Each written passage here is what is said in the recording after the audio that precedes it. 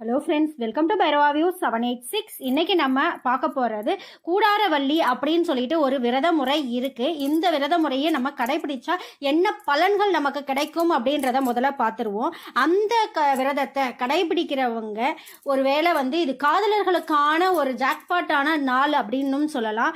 மனதில் நினைச்சவங்களை கணவன் அல்லது மனைவியாக நம்ம பெறதுக்கான நாளாகவும் இந்த விரத முறையை எடுத்துக்கலாம். அடுத்தது வெகு நாட்களாக கல்யாணமே ஆகலை அப்படின்னு சொல்லிட்டு ஏக்கத்தோட இருக்கக்கூடிய அந்த 90s கிட்ஸ்களுக்கான ஒரு ஜாக்பாட்டான நாளாக இருக்கு அப்படின்னு சொல்லலாம். அடுத்தது ஒரு சிலருடைய சூழ்ச்சியின் காரணமாக கணவன் மனைவி பிரிஞ்சு இருப்பாங்க.